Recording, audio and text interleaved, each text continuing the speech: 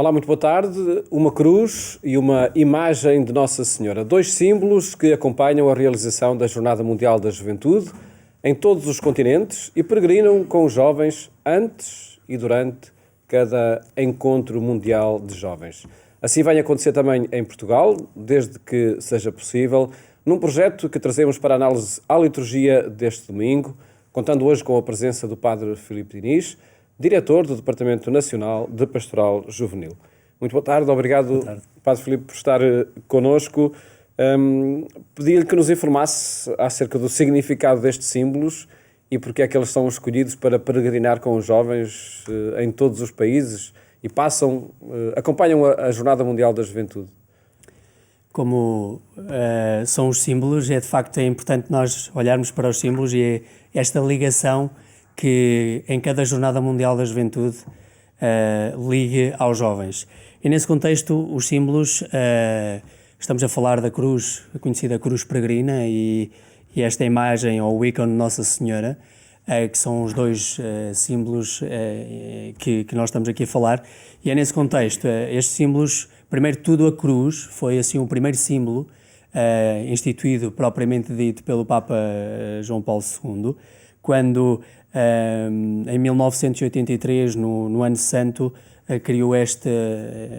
criou e neste desenvolver ele lançou este desafio desta cruz. E então depois, no ano seguinte, quando se deu início no Domingo de Ramos, levou-se esta cruz ao mundo, foi apresentada esta cruz. E a partir daí... Quando aconteceu a primeira Jornada Mundial da Juventude, a conhecida primeira Jornada Mundial da Juventude com o Papa João Paulo II. O Papa João Paulo II entregou esta cruz aos jovens e com que sentido lhes deu a cruz, o que lhes pediu?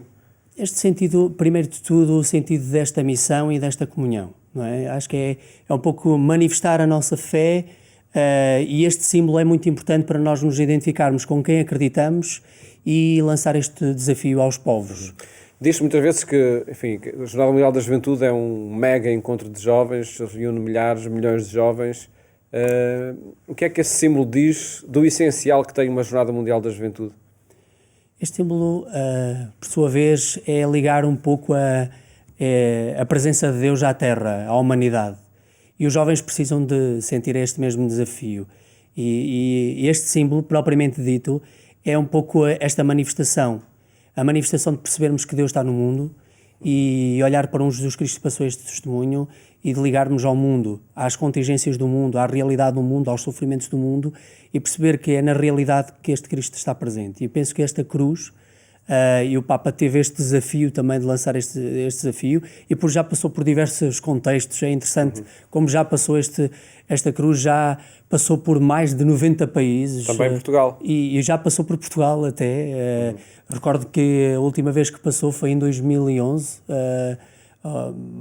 mais concretamente, em 2010, assim é que é, na preparação para a Jornada Mundial da Juventude em Madrid, foi quando passou e de facto é interessante que eu próprio, foi a primeira vez que tive a oportunidade de viver muito uma proximidade com estes símbolos e a perceber-me como é que aquele símbolo já passou pelas mãos de tanta gente, já foi carregado por tanta gente e onde tantos jovens já colocaram a sua vida ali naquele símbolo. Podemos dizer que, e também o que é que significa essa expressão, mas afirmar que a Jornada Mundial da Juventude existe por causa daquela cruz.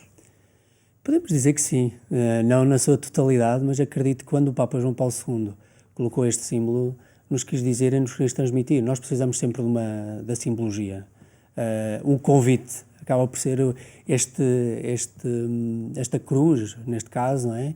Liga-nos a alguma coisa. E esta simbologia ajuda-nos muito a perceber que, afinal, é preciso nós manifestarmos. E por onde esta cruz já passou, por tantas jornadas onde esteve, porque a cruz acaba por ser esta preparação para a jornada, propriamente dita. E isso ajuda, entusiasma os jovens a perceber que, ok, nós estamos ligados e esta jornada é para mim porque eu creio, e se creio eu tenho que mostrar esta mesma fé. Já esteve previsto a chegada destes símbolos a Portugal em abril, não é? No Domingo de Ramos. A pandemia não o permitiu. No dia em que estamos a gravar está previsto para para o domingo de Cristo Rei, 22 de novembro, e estamos a gravar há cerca de 10 dias de tudo isso acontecer, mas enfim, nada é certo. Em todo caso, é previsível que neste domingo de Cristo Rei os símbolos passem para Portugal. O projeto depois é, existindo condições, que eles peregrinem de facto pelas dioceses portuguesas? O objetivo é mesmo esse. Como disse agora há um pouco, os símbolos ajudam-nos a preparar a Jornada Mundial da Juventude. E é certo que essa vai ser a grande motivação para o nosso país. É esta motivação que depois também vai ajudar a que os jovens se centrem naquilo que é a Jornada Mundial da Juventude. Nós temos várias realidades que não sabem o que é a Jornada Mundial da Juventude. E o facto deste itinerário que vai ser proposto, entretanto, por sua vez depois, esta motivação que depois vai levar os jovens a percebermos porque é que são estes símbolos, porque é que o Papa deposita confiança em nós para prepararmos esta jornada, para acolher a Jornada Mundial da Juventude naquela semana, na semana propriamente dita em Lisboa, e porque é que nos quer portugueses a viver também esta preparação nas dioceses. E eu penso que isso é interessante, o passar pelos diversos contextos, e certamente vai haver muita criatividade da parte das dioceses quando a receberem na sua diocese, e passar com estes símbolos por tantos contextos vai ajudar imenso a perceber que a Jornada Mundial da Juventude vai acontecer em Lisboa, que vai acontecer para os portugueses, e nesse sentido também nos vai ajudar a perceber que nós temos uma missão, e esta missão não podemos deixar passar ao lado. É um voto de confiança da Igreja, é um voto de confiança do Papa Francisco, neste caso, ao iniciarmos esta preparação. O que é previsível que aconteça? Propostas são feitas nesse peregrinado da cruz pelas várias dioceses? Eu penso que, primeiro de tudo, as dioceses vão ter a responsabilidade de preparar este itinerário. Quando souberem quanto tempo é que estará, vão ter a oportunidade de ajudar imenso a que, com os seus jovens, com as famílias, com as várias realidades paroquiais, a preparar este evento. Claro que cada diocese vai ter a responsabilidade de o fazer, e nesse sentido acredito que vão acontecer imensos desafios, imensos momentos.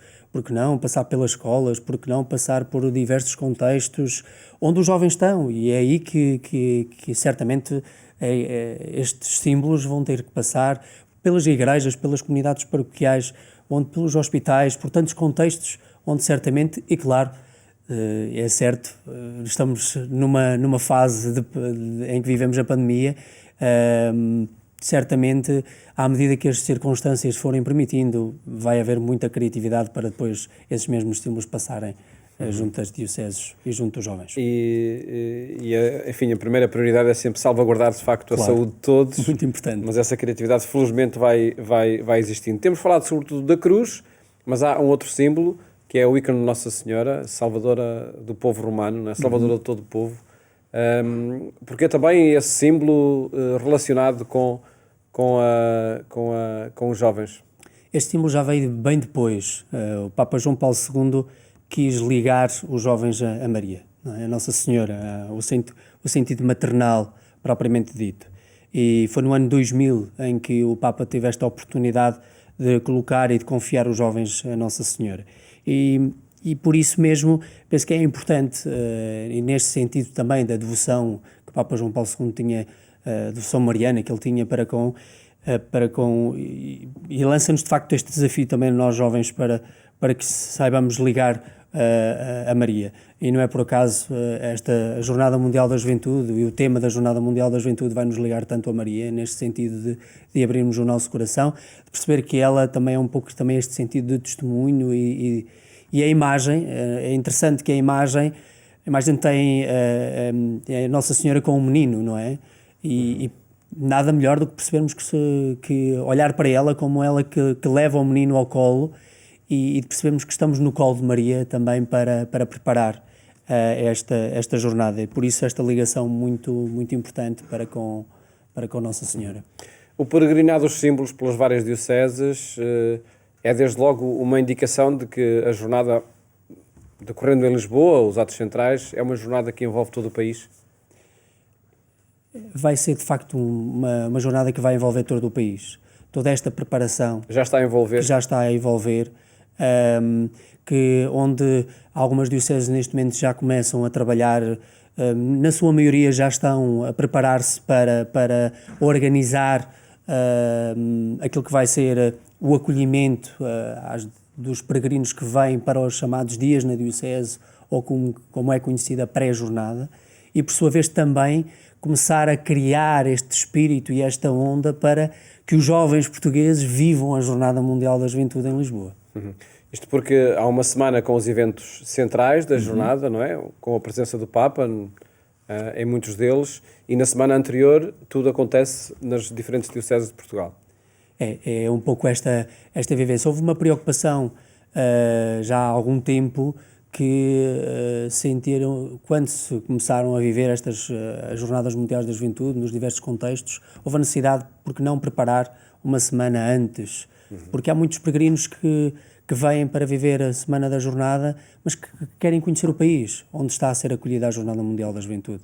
E por isso é lançado este desafio a que as dioceses daquele país, neste caso em Portugal, as dioceses portuguesas, que acolham esta experiência e possam acolher os jovens. E é sempre uma grande riqueza. Eu já tive a oportunidade de viver essa mesma experiência e é super interessante a forma como vive-se muito este espírito da jornada na semana anterior. Porque é ali que nós conhecemos o povo local, as realidades, e é sempre enriquecedora para uma boa preparação para depois viver a Semana da Jornada. É a forma como tudo isso vai acontecer e a possibilidade de receber peregrinos de qualquer parte do mundo são informações que, entretanto, serão disponibilizadas pela organização local.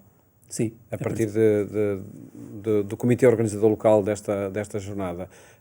Este fim de semana, com esta passagem dos símbolos para Portugal, pode ser de facto mais um passo, enfim, que se vai percebendo cada vez de forma mais expressiva para as várias comunidades de que as jornadas estão cada vez mais próximo. E por isso nós quisemos, antes de analisar a liturgia do domingo, falar destes símbolos e do que podem significar. Agora, olhamos então os textos da liturgia deste domingo, e que vamos começar pelo Evangelho. Antes de o analisar, vamos escutar então o Evangelho que é lido nas missas deste domingo. Naquele tempo disse Jesus aos seus discípulos: Quando o Filho do Homem vier na sua glória com todos os seus anjos, sentar-se-á no seu trono glorioso. Todas as nações se reunirão na sua presença e ele separará uns dos outros, como o pastor separa as ovelhas dos cabritos, e colocará as ovelhas à sua direita e os cabritos à sua esquerda. Então o rei dirá aos que estiverem à sua direita: Vinde, benditos de meu Pai, recebei como herança o reino que vos está preparado desde a criação do mundo.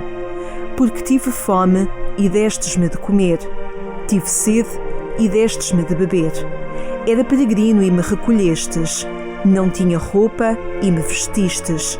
Estive doente e viestes visitar-me. Estava na prisão e fostes ver-me.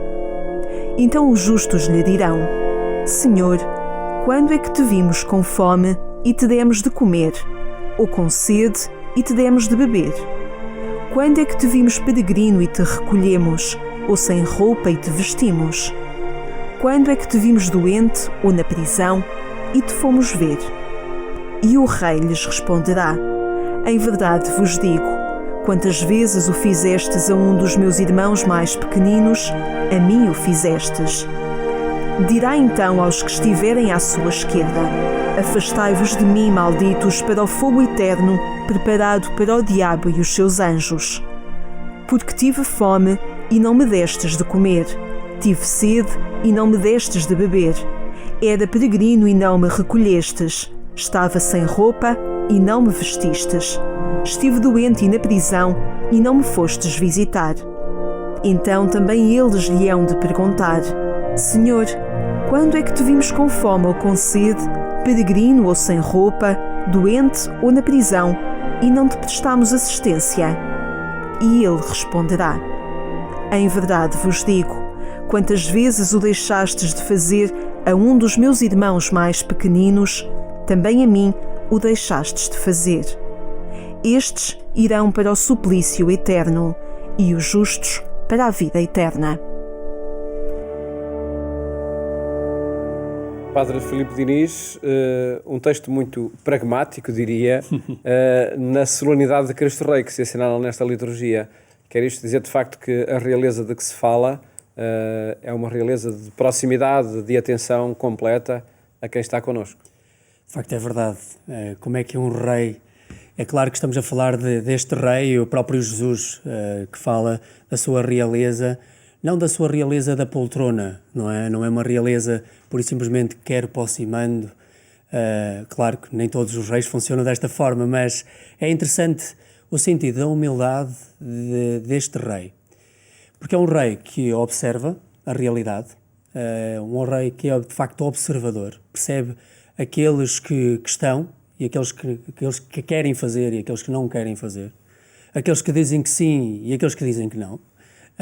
E é de facto uma grande riqueza percebermos que o rei que nós estamos aqui, esta forma de reinar, é uma forma muito de sentido de salvar, daquele que protege, daquele que cuida, daquele que nos ajuda a perceber, afinal, qual a tua direção. E penso que é aqui que Jesus nos contextualiza, perceber, afinal, qual a direção, qual a orientação é que neste momento estou a tomar. E nada melhor do que perceber que, afinal, se eu sou pequeno ou não sou pequeno, não é? E a pequenez tem a ver comigo. Jesus está-nos a apontar, permitam-me que diga desta forma, a seta, a dizer assim, a perceber que, ok, tudo o que fizeres a mim, estás a fazer um dos mais pequeninos. É um rei que olha para a nossa pobreza, se assim podemos dizer, para a nossa humanidade, para as nossas fragilidades, e é um rei que nos cuida. Uhum. E que juízo é este entre esquerda e direita, entre divisão, entre os que, lá está, os que fizeram um dos mais pequeninos ou não fizeram, não é? Jesus está-nos a falar deste sentido do juízo da ligação, não é? Percebemos, afinal, se estamos ou não estamos ligados verdadeiramente. Claro que se ajudámos quem estava, se ele estava a peregrinar, se demos de comer ou demos de beber, faz sentido ou não faz sentido. De facto, ajuda-nos imenso a perceber que para um contexto, para o nosso contexto, e claro, no contexto em que Jesus conta, que nós escutámos aqui esta leitura bíblica deste Evangelho, é ajudar-nos a perceber que afinal nós estamos ou não estamos ligados a Ele. O sentido da justiça tem a ver com isto. Não é? Se estou ou não estou verdadeiramente ligado. E se estou verdadeiramente ligado, então eu tenho que perceber que tenho que dar de beber e dar de comer ao peregrino, dar de vestir a quem necessita de facto, e esta linguagem figurativa que ele nos ajuda também, e que a leitura bíblica nos ajuda a perceber que de facto temos que ajudar outros a vestir, ajudar outros a dar de comer e de beber, porque é este rei que de facto nos lança este desafio para a nossa humanidade. E isto acho que é muito humano, não é? E muito atual também, tendo em conta das circunstâncias que vivemos. Basta só nós olharmos para este tempo que nós estamos a viver, não é? Que gestos é que nós temos tido para... que realeza, não é? Que nós temos mostrado nesta realidade. Há tantos gestos, tantas palavras amigas que nós temos tido, que eu acho que é de enaltecer a nossa pobreza diante da realeza de Deus. Uhum. Passamos nesta análise que fazemos ao texto da primeira leitura, da profecia de Ezequiel, no capítulo 34. Eu guardarei as minhas ovelhas, que promessa é essa feita? De facto é olharmos para a realeza, mas percebemos que esta realeza é como se fosse um bom pastor, não é? Não é por acaso que depois o Salmo acaba por ser o Senhor é meu pastor, nada me faltará. E é interessante nós percebermos que este rei é um pastor, não é? E a própria profecia de Ezequiel ajuda também no seu contexto, naquela ambiguidade toda. O próprio profeta sintoniza aquele povo a perceber que afinal este rei é um pastor que cuida, é um pouco, e não é por acaso esta ligação que existe entre a primeira leitura e o Evangelho, para percebermos que de facto este pastor é um pastor que está atento.